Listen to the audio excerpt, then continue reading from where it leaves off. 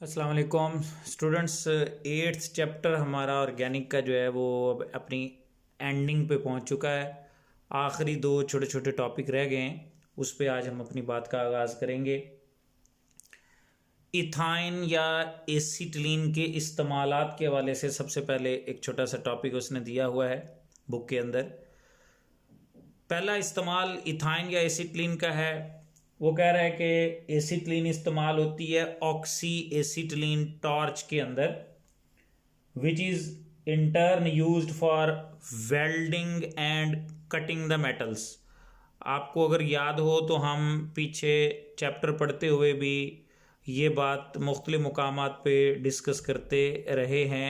Organic में एक दो जगह पे जिक्र गुजर चुका है पीछे कि जिसको आप साइंस की ज़ुबान में गैस वेल्डिंग कहते हैं, ये इशारा असल में वो गैस वेल्डिंग की तरफ है कि एक बड़ी सारी टैंकी के अंदर ऑक्सीजन और एसीटिलीन का मिक्सचर जो है वो मौजूद होता है, और वो जब हैंडल प्रेस करते हैं उसका टॉर्च का, तो उसके आगे से एक बड़ा पावरफुल शोला जो है वो तेज़ आवाज़ के साथ खारिज होता है, और वो इतना पावरफुल होता है कि उसको मेटल के ऊपर से जहाँ जहाँ से आप गुजारेंगे वो मेटल को वहाँ से काटता चला जाता है।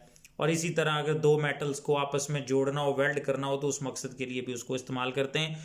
वो तकरीबन उसका जो टेम्परेचर है वो 3000 डिग्री के लगभग होता है, तो उसे हम गैस वेल्डिंग कहते हैं। तो ये इशारा असल में उसकी तरफ है कि ऑक्सी एसीटिलीन टॉर्च के अंदर ऑक्सीजन और एसीटिलीन का मिक्सचर जो है वो धातुओं की वेल्डिंग और कटिंग वगैरह के लिए इस्तेमाल होता है। तो एक तो इसका ये इस्तेमाल है।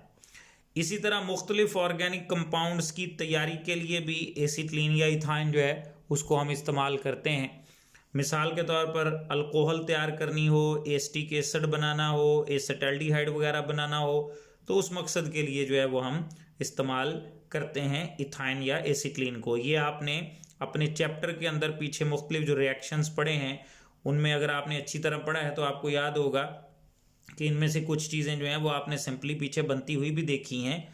हाँ, कुछ बराह रास्त बनेंगी, मतलब इथाइन से ही शुरू करके डायरेक्ट बन जाएंगी, और कुछ जो हैं वो इनडायरेक्टली एक दो स्टेप्स के अंदर आप फाइनल प्रोडक्ट तक जो है वो पहुंच जाते हैं। तो इस तरह डायरेक्टली या इनडायरेक्टली ये कुछ मुख्तलिफ किस्म के जो ऑर्गेनिक कंपाउंड्स हैं वो आप इथाइन से शुरू करके जो है वो तैयार कर सकते हैं। इसी तरह तीसरे नंबर पे वो कहता है कि इसको मुख्तलिफ किस्म के पॉलीमर्स की तैयारी में भी इस्तेमाल करते हैं। मसलन वाइनाइल क्लोराइड, ये वाइनाइल क्लोराइड का एक सिंगल मालिक्यूल है। तो इस तरह के एन मालिक्यूल्स यानी कई हजार मालिक्यूल्स हैं वो अगर आपस में मिलें तो वो एक लंबी चेनों की तरह की प्रोडक्ट, जिसको पॉलीमर प्रोडक्ट हम कहते हैं, वो बनती है। तो वो चूंकि वाइनाइल क्लोराइड का पॉलीमर होता है इसलिए उसको कहते हैं पॉली वाइनाइल क्लोराइड यानी पीवीसी। इसी तरह वाइनाइल एसीटेट, ये मैं आपके सामने उसका एक सिंगल मालिक्यूल जो है वो लिख रहा हूँ। तो ये CH डबल बॉन्ड CH2, तो ये वाइनाइल एसीटेट का एक सिंगल मालिक्यूल है। ये इसको आप आगे को भी लिख सकते हैं, वो ज़रा जगह कम थी तो इसलिए मैंने नीचे को बॉन्ड लगा के ऐसे लिख दिया। तो ये वाइनाइल एसीटेट का एक सिंगल मालिक्यूल है, और इस तरह के एन मालिक्यूल्स यानी कई हजार मालिक्यूल आपस में मिलेंगे तो वो बन जाएगा पॉली वाइनाइल एसीटेट यानी कि PVA। तो ये भी पॉलीमर जो है वो इथाइन से या एसीटिलीन से शुरू करके बनाया जा सकता है। इसी तरह पॉलीविनाइल ईथर और ऑरलॉन जो है ये बेसिकली धागे बनाने वाले मटेरियल के तौर पे इसको केमिस्ट्री के अंदर जाना जाता है, यानी ये थ्रेड मेकिंग मटेरियल है एक किस्म का। और ये वाइनाइल नाइट्राइल का पॉलीमर है। वाइनाइल नाइट्राइल से मुराद जिसको आप वाइनाइल साइनाइड भी कहते हैं, CH2 डबल बॉन्ड CH और ये CN। तो ये वाइनाइल साइनाइड या वाइनाइल नाइट्राइल का ये पॉलीमर होता है। तो इसको भी यानी कि हम इथाइन से शुरू करके बना सकते हैं। और इसी तरह आपने पीछे क्लोरोप्रीन से नियोप्रीन रबड़ बनने का जो प्रोसेस देखा वो भी आपने नोट किया होगा कि वो इथाइन या एसीटिलीन से स्टार्ट होता है। यानी पहले वाइनाइल एसीटिलीन बनता है, फिर डाइवाइनाइल एसीटिलीन बनता है, ठीक है ना। तो इसी तरह आपने वो यानी पीछे रिएक्शन के अंदर देखा था कि हम एसीटिलीन से शुरू करके क्लोरोप्रीन बनाते हैं, और क्लोरोप्रीन जो है वो आगे पॉलीमराइज होके नियोप्रीन बनाती है, जो कि रबड़ मटेरियल होता है, और ये एक पॉलीमर प्रोडक्ट है जो इस तरह बन सकती। इसी तरह फिर वो कहता है कि हम इथाइन से शुरू करके एसिटिलीन टेट्राक्लोराइड भी बना सकते हैं, जो कि एक बहुत अच्छा सॉल्वेंट है और वो बहुत सारी चीज़ों को अपने अंदर डिजॉल्व करने की सलाहियत रखता है। मसलन जैसे वार्निश वगैरह उसके अंदर हाल हो जाती है। ये वार्निश जो है वो फर्नीचर वगैरह के ऊपर या मोटरसाइकिल वगैरह के ऊपर शाइन लाने के लिए, उसको चमकाने के लिए भी हम इस्तेमाल करते हैं, वो भी उसके अंदर डिजॉल्व हो जाती है। मुख्तलिफ किस्म के रेजन्स यानी कि जो प्लास्टिक टाइप या गोंद टाइप मटेरियल्स होते हैं, ये भी उसके अंदर डिजॉल्व हो जाते हैं। इसी तरह रबड़ वगैरह ये भी उसके अंदर डिजॉल्व हो जाएगी एसिटिलीन टेट्राक्लोराइड के अंदर। और इसी तरह जैसे इथीन में भी पीछे आपने यूजेस में पढ़ा था कि उसको फलों को मसनूई तौर पे पकाने के लिए यानी आर्टिफिशियल राइपनिंग ऑफ फ्रूट्स के लिए इस्तेमाल करते हैं। इसी तरह हम इथाइन को भी आर्टिफिशियल राइपनिंग ऑफ फ्रूट के लिए इस्तेमाल करते हैं। तो ये तो इस्तेमालात थे इथाइन या एसिटिलीन के। अब आखिर में उसने आपको अल्केन, अल्कीन और अल्काइन इन तीनों के हवाले से जो इनका रिएक्टिविटी का सिलसिला है वो एक मुख्तसर सा कंपैरिजन जो है वो आपको दिया है। अगर आपको याद हो तो हमने स्टार्ट में इस चैप्टर में अल्केन्स के हवाले से पढ़ा था कि अल्केन्स जो हैं वो अंडर ऑर्डिनरी कंडीशंस वो इनर्ट होते हैं और किसी भी एसिड या अल्कली या ऑक्सीडाइजिंग एजेंट वगैरह या रिड्यूसिंग एजेंट वगैरह के साथ इनका कोई रिएक्शन नहीं होता। लेकिन अंडर सुइटेबल कंडीशन अगर आप देखें तो अल्केन्स जो हैं वो दो किस्म के रिएक्शंस देते हैं। एक हमने सब्स्टिट्यूशन की कैटेगरी और दूसरा हमने थर्मल एंड कैटालिटिक जो रिएक्शंस थे उनका जिक्र पड़ा था कि अंडर ऑर्डिनरी कंडीशन अल्केन इस तरह के रिएक्शंस हमें देते हैं।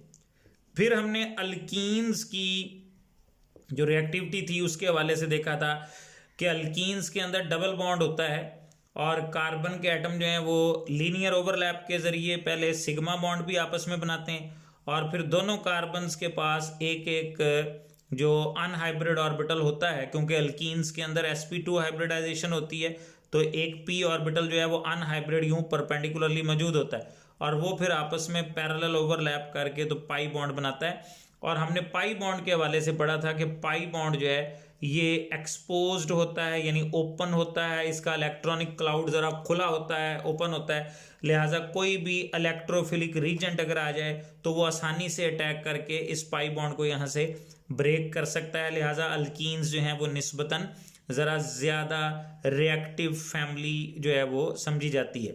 और फिर उसके बाद हमने अल्काइंस के हवाले से पढ़ा था कि अल्काइंस के अंदर जो है वो कार्बन का कार्बन से ट्रिपल बॉन्ड होता है और इसमें एक सिग्मा और दो पाई बॉन्ड जो हैं वो पाए जाते हैं। और आप देख सकते हैं कि 3 बॉन्ड जो कार्बन के एटमों के दरमियान होंगे उससे एक बड़ी रिच इलेक्ट्रॉनिक क्लाउड की जो मिकदार है वो दोनों एटमों के दरमियान पाई जाती है। लेकिन ये जो रिच इलेक्ट्रॉनिक क्लाउड है ये दोनों एटमों को अंदर को खिंचाव डालता है जिससे दोनों एटम अंदर को एक दूसरे के करीब आ जाते हैं और 2 पाई बॉन्ड होने के बावजूद इसका जो दरमियान में ये इलेक्ट्रॉनिक क्लाउड मौजूद है ये निस्बतन लेस एक्सपोज्ड होता है। हालांकि बज़ाहिर हमें यही लगता है कि अल्कीन्स में चूंकि 1 पाई बॉन्ड होता है तो वो ज़रा एक्सपोज्ड होता है तो ये ज़्यादा रिएक्टिव है, तो जिसमें 2 पाई बॉन्ड होंगे वो ज़्यादा एक्सपोज होने चाहिए और अल्काइंस को ज़्यादा रिएक्टिव होना चाहिए। लेकिन वो कहता है कि चूंकि दोनों एटमों को अंदर को खिंचाव पड़ता है इसलिए ये जो इलेक्ट्रॉनिक क्लाउड दरमियान में मौजूद है ये लेस एक्सपोज्ड होता है और उसकी वजह से अल्काइंस जो हैं वो लेस रिएक्टिव होंगे एज कंपेयर टू अल्कीन्स। तो ये बातें सारी हम पीछे पढ़ चुके हैं और यही उसने इस आखिरी आर्टिकल के अंदर दोबारा फिर एक किस्म की रिपीट की हैं। तो मैं ज़रा रीड भी कर देता हूँ कि जनरल जो डिक्रीजिंग रिएक्टिविटी ऑर्डर है, डिक्रीजिंग का मतलब है यानी हाई रिएक्टिविटी से लो रिएक्टिविटी की तरफ, तो उस ऑर्डर या तरतीब के मुताबिक अल्कीन्स जो हैं वो सबसे ज़्यादा रिएक्टिव हैं, अल्काइंस निस्बतन कम और सबसे लेस जो यानी कि रिएक्टिविटी है वो अल्केन्स की है। तो वो कहता है कि ये चीज़ ऑलरेडी एक्सप्लेन की जा चुकी है आपके चैप्टर के अंदर कि पाई बॉन्ड जो अल्कीन्स के अंदर होता है वो पाई बॉन्ड जो है वो ना सिर्फ वीक बॉन्ड होता है बल्कि इसके जो इलेक्ट्रॉन्स हैं ये ज़्यादा एक्सपोज्ड होते हैं, जैसे कि मैंने पहले भी बयान किया। लिहाजा ज़्यादा एक्सपोज्ड होने की वजह से कोई भी इलेक्ट्रोफिलिक रीजन जो है वो बड़ी आसानी से उनके ऊपर अटैक करके बॉन्ड ब्रेक कर सकते हैं। And both these facts make the alkenes a very reactive class of compound. और यही जो दो बातें जिनका उसने अभी जिक्र किया है कि ना सिर्फ वो एक वीक बॉन्ड है बल्कि वो एक्सपोज्ड भी होता है, इसलिए बड़ी आसानी से जो है वो इलेक्ट्रोफिलिक रीजेंट उस पर अटैक करके उस पाई बॉन्ड को तोड़ सकते होते हैं। अब अल्काइंस की बात की जाए तो वो कहता है कि अल्काइंस जो हैं वो अगरचे उनके अंदर दो पाई बॉन्ड जो हैं वो पाए जाते हैं लेकिन उसके बावजूद वो लेस रिएक्टिव हैं बनिस्बत किसके, बनिस्बत अल्कीन्स के, इलेक्ट्रोफिलिक रीजेंट्स वगैरह के साथ रिएक्शन करने के मामले में। और उसकी वजह क्या है, वजह वही कि because the bond distance between the two triply bonded carbon, के दोनों कार्बन के जो ट्रिपल बॉन्ड वाले एटम है उनमें बॉन्ड लेंथ जो है वो खासी कम हो जाती है, क्योंकि जब अंदर को खिंचाव पड़ेगा तो दोनों एटम एक दूसरे के करीब हो जाएंगे तो बॉन्ड लेंथ शॉर्ट हो जाएगी। तो बॉन्ड लेंथ शॉर्ट हो जाने की वजह से जो पाई इलेक्ट्रॉन्स हैं वो अवेलेबल नहीं होते अटैक के लिए किसी भी इलेक्ट्रोफिलिक रीजेंट्स के लिए। यानी कोई भी इलेक्ट्रोफिलिक रीजेंट जो है वो अगर इन पे अटैक करके ये पाई बॉन्ड तोड़ना चाहे तो वो इतनी आसानी से नहीं तोड़ पाएगा, क्योंकि बॉन्ड लेंथ कम है, दोनों कार्बन एटम अंदर को खिंचाव महसूस होने की वजह से एक दूसरे के करीब जा चुके हैं, लिहाजा वो इतनी आसानी से वो पाई इलेक्ट्रॉन जो हैं उनको यहाँ से निकाला नहीं जा सकता। लिहाजा अल्काइंस जो हैं वो निस्बतन कम रिएक्टिव समझे जाते हैं बनिस्बत अल्कीन्स के, लेकिन अल्काइंस जो हैं वो ज़्यादा रिएक्टिव हैं बनिस्बत alkynes are however more reactive than alkenes towards nucleophilic reagent. तो इलेक्ट्रोफिलिक रीजेंट्स के साथ रिएक्ट करने के मामले में तो अल्काइंस इतने रिएक्टिव नहीं है, लेकिन न्यूक्लियोफिलिक रीजेंट अगर कोई आ जाए तो वो अगर अल्काइन पे रिएक्शन स्टार्ट करना चाहे तो उसको ये रिस्पॉन्ड करेंगे, और न्यूक्लियोफिलिक रीजेंट्स के साथ रिएक्ट करने के मामले में ये ज़्यादा एक्टिव होते हैं, लेकिन इलेक्ट्रोफिलिक रीजेंट्स के साथ रिएक्ट करने के मामले में इतने ज़्यादा एक्टिव नहीं है।